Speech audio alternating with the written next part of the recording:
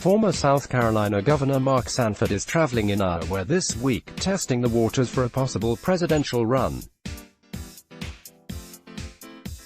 He'd be joining two other candidates challenging President Donald Trump in the Republican primary for the party's 2020 presidential nomination.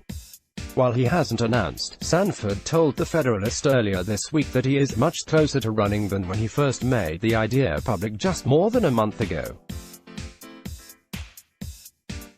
He also said he would make his decision by next week. "The reception has been more embracing than I thought it might have been," Sanford said. As he gets closer to launching a presidential bid, Sanford said he would avoid making personal attacks against the president and would instead make the country's ballooning debts and deficits the centerpiece of his campaign. "I think the spending issue is bigger than Trump's personality," Sanford said. "At the end of the day, I don't think his personality can bring down our republic. I think our debt will." Trump, however, held no such restraint this week in attacking Sanford on Twitter, touting his approval rating among Republicans while labeling the former South Carolina governor and congressman Mr. Appalachian Trail. The nickname references Sanford's extramarital affair as governor. While claiming to be hiking the Appalachian Trail, Sanford was traveling in South America with an Argentinian mistress. "Can you believe it? I'm at 94% approval in the Republican Party, and have three stooges running against me. One is Mr. Appalachian Trail, who was actually in Argentina for bad reasons. Donald J. Trump, at Real Donald Trump, August 27, 2019. Sanford, who lost the primary as the incumbent U.S. Representative to a Trump-endorsed challenger last year, stayed true to his plan not to get into personal mudslinging with Trump by diverting attention back to the financial problems plaguing the country. So ready for a president that can move beyond either self-praise or put down to one who will focus on the debt. Spending 27% above Obama. It's time for a change. So ready for a president that can move beyond either self-praise or put down to one who will focus on the debt. Spending 27% above Obama.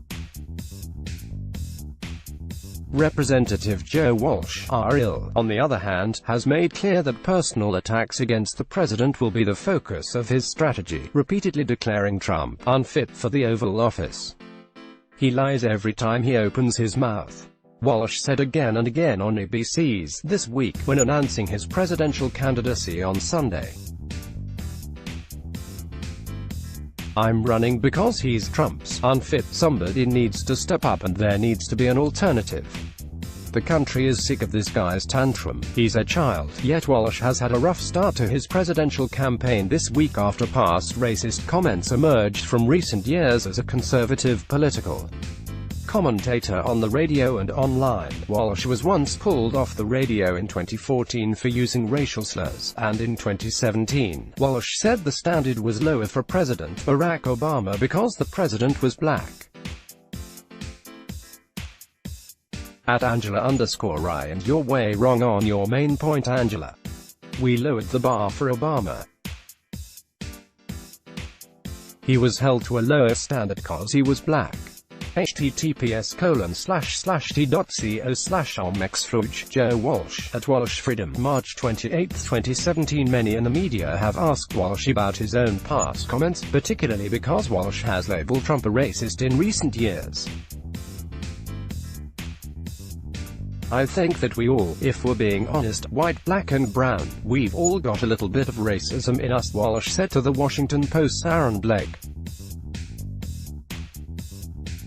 I asked Joe Walsh to explain his comment that, "I wouldn't call myself a racist, but I've said racist things on Twitter." Here's what he said. pic.twitter.com/8jh4svk3 Aaron Blake, at Aaron Blake, August 26, 2019. Meanwhile, former Ohio Governor John Kasich seemed to quell speculation of a possible primary bid this week, telling John Berman on CNN that he sees no path to beating Trump in the Republican primary right now.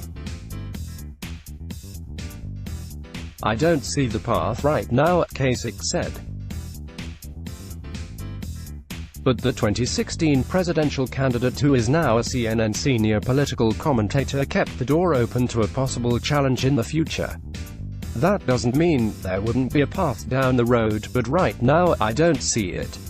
In 2016, Kasich finished fourth in the Republican primary, and while every other candidate in the race ultimately supported Trump in the general election, Kasich refused, breaking a pledge made at the first Republican debate of the cycle in Cleveland to endorse the eventual nominee.